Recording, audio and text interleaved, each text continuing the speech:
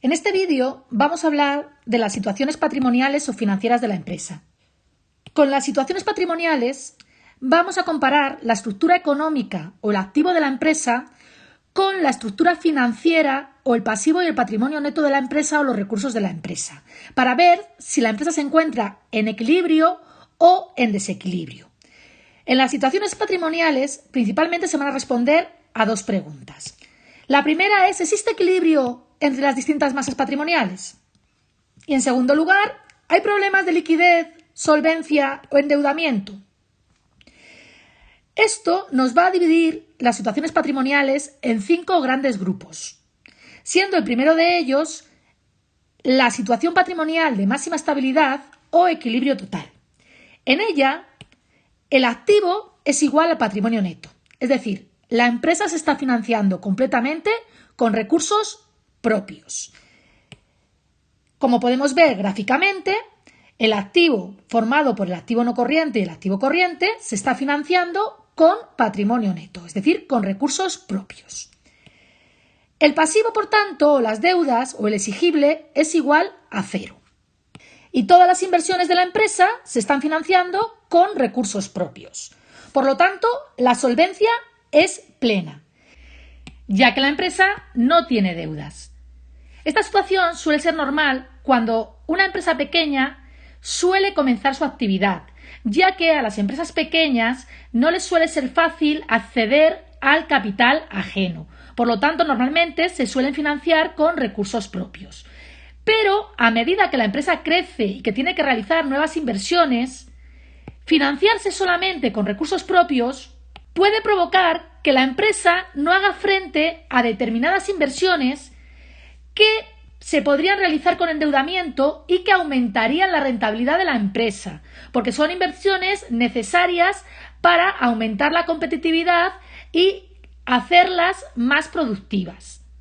Por lo que quizás endeudarse para realizar inversiones que van a ser rentables quizás sea una buena estrategia para la empresa. Vamos a continuar con la situación patrimonial o financiera normal. En ella, el activo corriente es superior al pasivo corriente. Esto quiere decir que el fondo de maniobra es positivo. Por lo tanto, nosotros tenemos que una parte del activo corriente, la que está rodeada en rojo, se está financiando con capitales permanentes. Esta parte del activo corriente tiene permanencia en la empresa.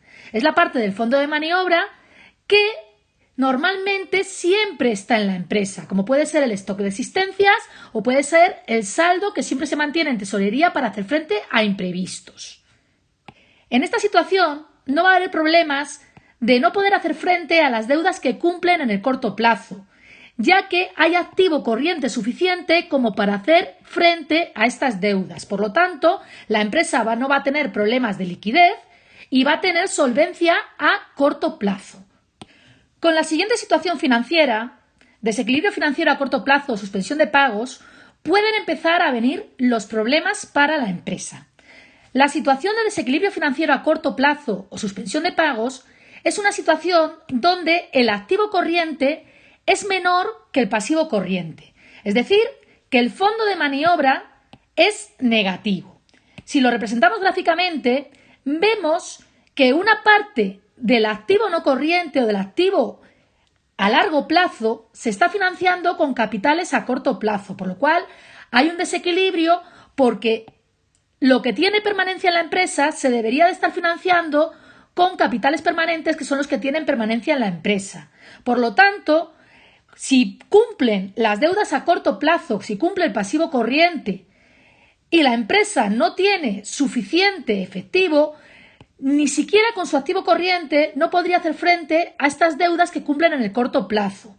Por lo tanto, la empresa puede tener problemas de liquidez y solvencia a corto plazo, es decir, que lleguen pagos a acreedores y la empresa no tenga suficiente dinero para hacerle frente.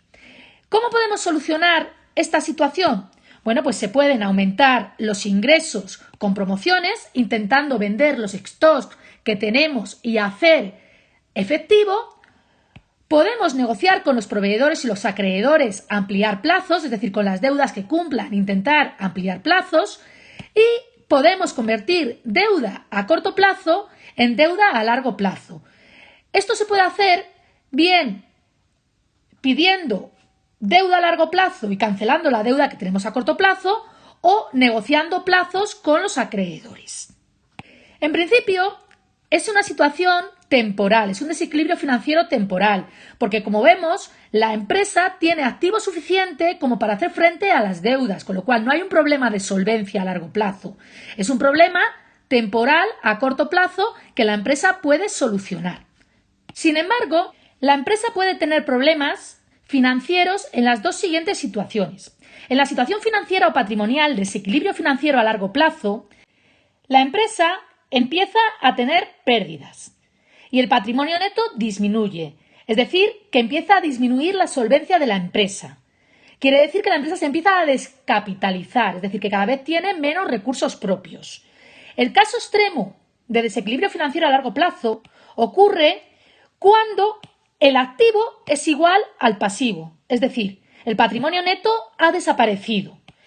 Podemos verlo gráficamente y tenemos que todas las inversiones de la empresa, todo el activo está financiado con deudas. Por lo tanto, la empresa puede tener problemas de solvencia y habría que liquidar todo el activo para hacer frente al pasivo.